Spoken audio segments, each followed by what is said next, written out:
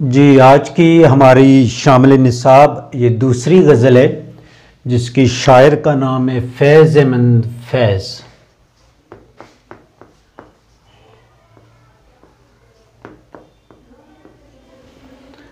फैज़ इनका तखल्लुस था।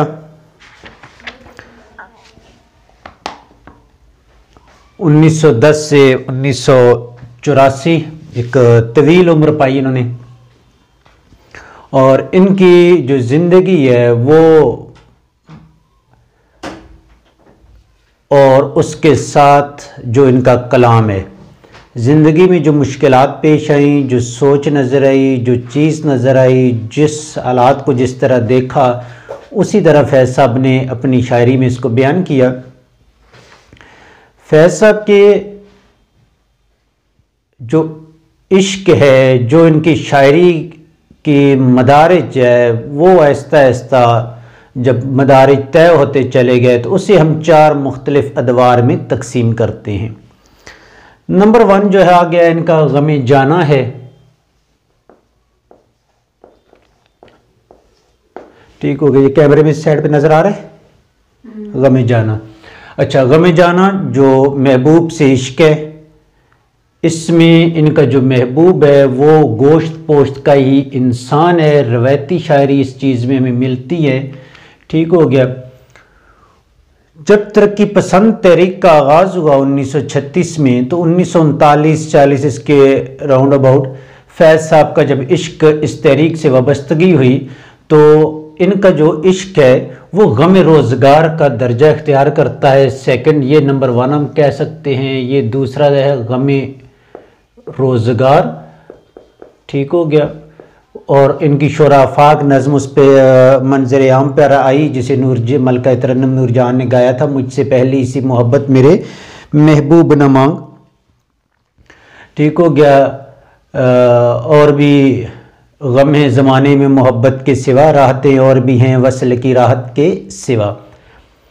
दूसरा गम रोज़गार। इससे आगे चलते हैं। जब तकसीम हो गई बर ज़ख़ीर की और उसके बाद जब वतन में देखते हैं जिस चीज़ के लिए, जो जिस ख्वाहिश पे, जिस सोच के तहत, जिस नज़रिए के तहत आज़ादी ली गई कि यहाँ पे कानून की हुक्मरानी होगी, यहाँ पर जो रहने वाली कौमें हैं वो अपनी आज़ाद मर्जी, मंशा, रस्म व रिवाज और रवायात के मुताबिक ज़िंदगी गुजार सकेंगे, तो वो उनको जब नज़र नहीं आई तो 1954 में उनकी एक नज़्म मंजर आम पर आती है जिसका नाम है दाग दाग उजाला।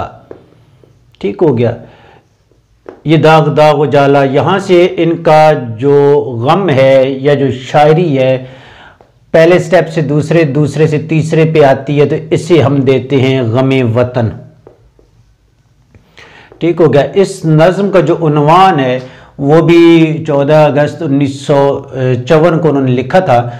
और इसके ये दाग दाग उजाला, ये शब गजीदा सहर, वो इंतज़ार था जिसका ये वो सहर तो नहीं है।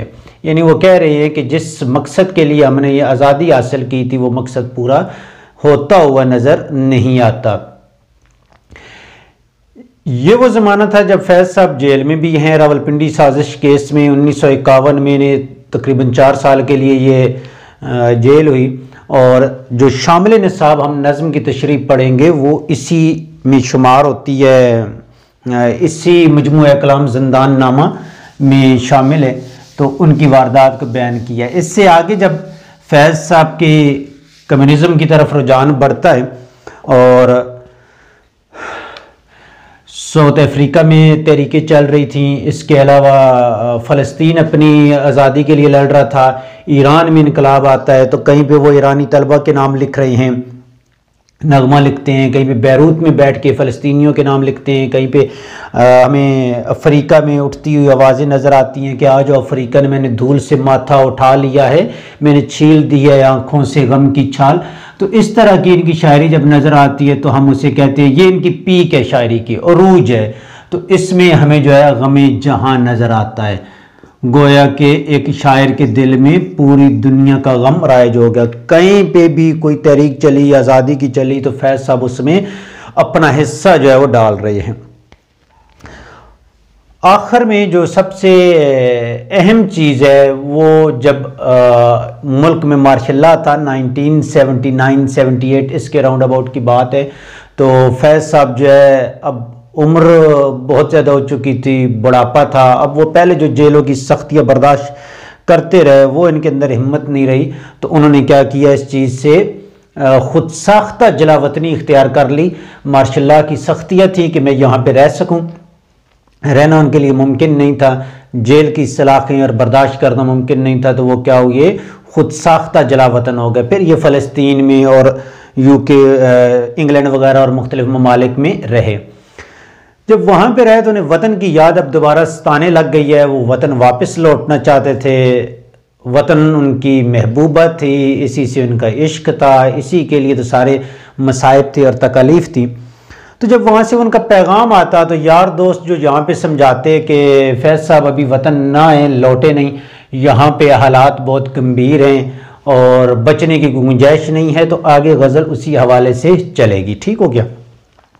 अच्छा, एक और चीज़, फैज़ अल्लामा इकबाल साहब के बाद जो फ़ारसी और अरबी तरकीब का जिस उम्दगी से इस्तेमाल किया वो फैज़ साहब ने, इसके अलावा कोई इस मकाम को नहीं पहुंच सका। दोनों के जो उस्ताद हैं सियालकोट, दोनों के पैदाइश का जो शहर है वो भी सियालकोट है, दोनों के उस्ताद जो है मीर हसन हैं, और दोनों तालिब इल्म अपने शागिर्दों के अंदर इनके उस्ताद ने क्या किया है कि पूरी उसकी फ़ारसी और अरबी की रूह फूंक दी है। ठीक हो गया। इनके बेसिकली जो है बुनियादी तौर पे एक नज़म के शायर के तौर पे आते हैं, लेकिन इनकी जो गज़लियात हैं वो भी बहुत ही पाए की हैं। अच्छा, अपनी गज़ल की तरफ आते हैं। जो गज़ल का जो हमारा मतला है,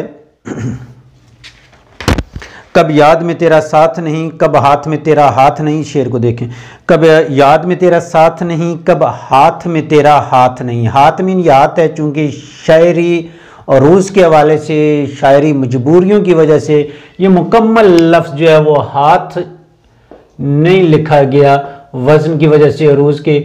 और जो चीज़ मैंने आपको बताई थी रूज़ के हवाले से, औज़ान के हवाले से जो लेक्चर्स दिए थे, उसमें ये चीज़ बताई थी कि जो दो चश्मी है होती है ये वज़न में नहीं आती, तो लिहाजा शायर ने इसको क्या कर दिया है, हज़फ कर दिया है, ये वज़न में और रूज़ में नहीं आती।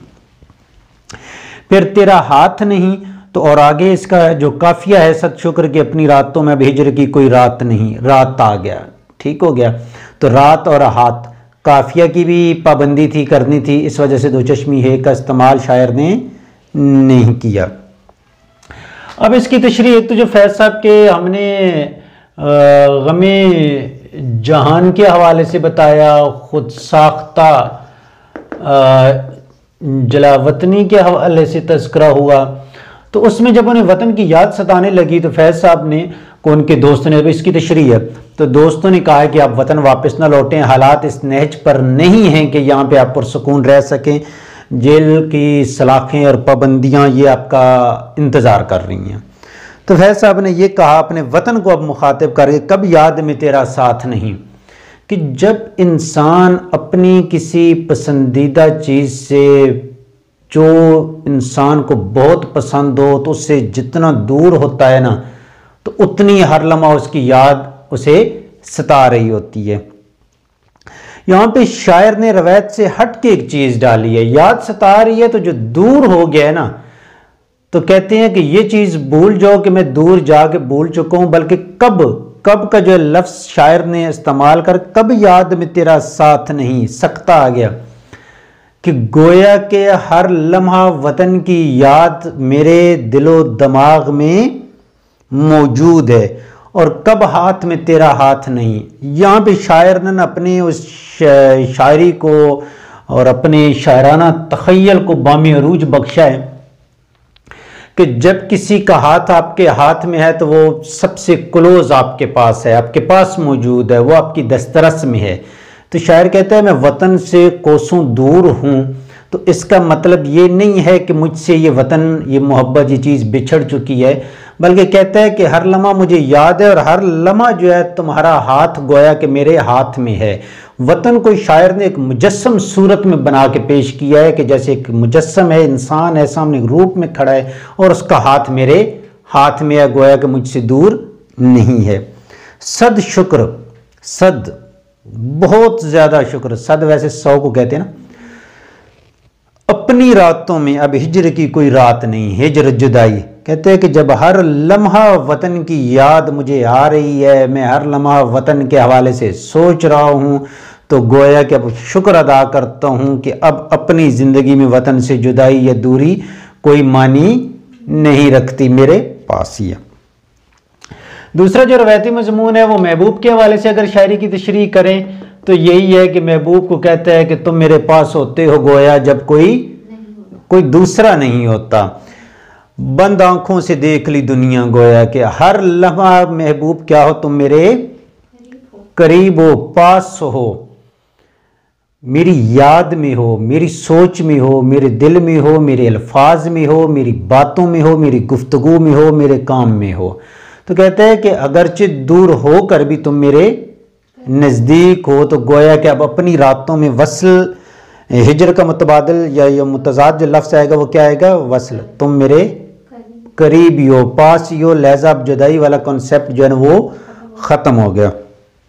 आके वाबस्ता है हुस्न की यादें तुझसे, जिसने इस दिल को परीखाना बना रखा था। वो जो नज़्म है फैज़ साहब की रकीब के नाम, वो भी इसी तरह रवायत से हट के एक चीज़ बयान की है। गोया के शायर पुर उम्मीद है, वो कहता है कि बजाय इसके कि हिजर के दुखड़े रोए जाएं, महबूब क्या है उसे अपनी यादों में इस चीज़ को एक्सेप्ट कर रहा है कि मेरे पास ही। दूसरा यहाँ पे अगर गौर किया जाए तो शायर को वतन वापसी की और महबूब के मिलने की उम्मीद बाकी नहीं रही, लिहाजा कह रहा है कि मैं अब यादों के सहारे ही बसर करूँगा, गोया कि मेरे पास ही है। जिस तरह इंसान का कोई बहुत ही चाहने वाला फौत हो जाता है तो उसकी इस्तेमाल शुदा चीज़ें जब देखी जाती हैं तो गोया कि उसका वजूद उसे नज़र आ रहा होता है। तो ऐसी शायर अब जो है ना कहता है कि उसकी यादें रह गई हैं। ये दूसरा शेर भी जो उसी हवाले से है कि वतन वापस नहीं लौटना, मुश्किल है अगर हालात वहाँ, दिल बेच आए जान दें। यही दो चीज़ें होती हैं, दिल जिंदा है तो वो भी मैं बेचने के लिए तैयार हूँ, कुर्बान करने के लिए तैयार हूँ, और जान देने के लिए भी तैयार हूँ। किधर? वतन में। यानी मैं आपको कहता हूँ कि फ़लाँ जगह पे ना जाएं, वहाँ पे बहुत ज़्यादा जो है ना वो फायरिंग हो रही है, आग लगी है, या वहाँ पे ऐसा है कुछ स्मोक फैला हुआ है जो आजकल चल रहा है, या वहाँ पे बचने की उम्मीद कोई नहीं है। ठीक हो गया, तो फिर यहाँ पे कहें कि जाना भी ज़रूरी है कि वहाँ जाए बगैर हम रह भी नहीं सकते, तो वहाँ पे कहते हैं कि दिल बेच आएँ जान दें। दो चीज़ें कहते हैं, तुम मुझे जेलों से और सलाखों से और पाबंदियों से डरा रहे हो, ठीक हो गया। और कहते हैं कि दिल वालों, यहाँ पे दिल वालों से मुराद क्या है? वो इनकलाबी लोग जो फैज़ के साथी थे, जो इनकलाब चाहते थे, जो इनकलाब लाना चाहते हैं, जो आज़ादी हकीकी मानों में चाहते थे, उनको कह रहे हैं कि कूचा जाना, महबूब का कूचा। यहाँ पे कूचा जाना से मुराद क्या होगा? वतन है, कि वतन में ऐसे भी हालात नहीं। सवालिया निशान दिया है, कहते हैं कि तुम लोग मुझे जेल और सख्ती और मसाइब और गिरफ्तारी इससे डरा रहे हो, बल्कि मैं तो अब इस कूचे जाना महबूब के कूचे में वतन आकर अपनी दिलो जान लुटाने के लिए भी तैयार हूँ। इस वतन के लिए, इस वतन के लोगों के लिए, अपने नज़रिए के लिए, अपनी सोच के लिए, अपनी फ़िक्र के लिए, अपने ख्यालात के लिए, जिसके लिए मैंने सारी ज़िंदगी गुजार दी है। डन हो गया। दूसरा कहते हैं कि महबूब के गली में नहीं आना, उसके भाई आजकल क्या हैं? छुट्टियों पर आए हुए हैं। तो उसके भाई आजकल छुट्टियों पे हैं, तो बच कोई नहीं है भाई शायरा और आशिका, तो आपके लिए हालात ठीक नहीं हैं, फड़े जाओगे, मारे जाओगे, बेइज्जत हो जाओगे, बदनाम हो जाओगे। वो कहता है बेइज्जती और बदनामी गई भाड़ में, मुझे परवाह नहीं है, मैं इस दौर का रांझा हूँ और मैंने जान देनी है जी। तीसरा शेर है, जिस दज से कोई मक्तल में गया वो शान सलामत रहती है, ये जान तो आनी जानी है, इस जहाँ की तो कोई बात नहीं। बड़ा प्यारा शेर है। जिस दज से कोई मक्तल में गया वो शान सलामत रहती है। ये उसकी जो मूवी थी एक आई थी 2015-16 में या 17 में, 16-17 में आई थी, अनुष्का शर्मा की, ये दिल है मुश्किल। ए दिल है मुश्किल। उसमें जो शाहरुख खान आता था थोड़ी देर के लिए, तो उसमें भी ये शेर वो पढ़ता था, जिस दज से कोई मकतल में गया वो शान सलामत रहती है, ये जान तो आनी जानी है, इस जान की तो कोई बात नहीं, मर तो जाना ही है। मकतल कहते हैं कत्लगाह को, जहां पे कत्ल किया जाता है, फांसी दी जाती है। अब देखा ये जाता है, चूंकि कत्लगाह किसी जगह भी हम कह सकते हैं, मर तो हर इंसान ने जाना ही है 100 साल के गुजारने के बाद। कहते हैं कि जब मर ही जाना है तो, लेकिन जिस शान जिस नज़रिया, यहाँ पे शान से मुराद है वो नज़रिया, वो सोच, वो मकसद, जिस मकसद के लिए क्या किया उसने, जान दी, अपनी ज़िंदगी कुर्बान की, वो सलामत रहती है, वो देखी जाती है। ठीक हो गया। क़ायद आज़म की हम ज़िंदगी को देखते हैं, बानी पाकिस्तान के सारी ज़िंदगी मुसलमानों की आज़ादी के लिए वक्फ कर दी। जहाँ भी काम धंधा कोई भी किया तो मुसलमानों का जो है ना वो अव्वली वो तरजीह थी। अब जो क़ायद आज़म के बाद में वो उनकी रहमतुल्लाह ताला अलैह टीबी का भी मर्ज था और ये सारी चीज़ें, तो हम उससे क्या कहते हैं कि इज़्ज़त। आज फैज़ अहमद फैज़ को जिन लोगों ने फैज़ साहब का अरसे हयात तंग किया, उनका कोई नाम तक नहीं जानता। रफ्ता रफ्ता तारीख से महव होते जा रहे हैं। आप जैसे थोड़े ऊपर लेवल तक आएंगे तो आपको पता लगेगा किन लोगों ने जेलों में डाला, कौन कौन इन साजिशों में शामिल था, मकसद क्या था, ये क्या। तो फैज़ साहब को आज भी पढ़ाया जा रहा है और आज भी लाखों तलबा और तालिबात आपकी तरह बैठ के क्या कर रहे हैं, पढ़ रहे हैं फैज़ की ज़िंदगी को, उसके काम को, ठीक हो गया, उस मिशन को। तो गोया कि ये जान तो आनी जानी है, इस जान की तो कोई बात नहीं। ये जान वो क्या है कि जान दी हुई उसी की थी, हक तो ये है कि हक अदा ना हुआ। अल्लाह ताला ने जान दी है, उसी के रास्ते में दे दी, हक तो ये है कि हक अदा नहीं हुआ। उसने दी है, उसी के रास्ते में से वापस कर दी, तो गोया कि फिर कौन सा कोई एहसान किया है, उसने दी है वापस कर दी है। ठीक हो गया। तो ये शेर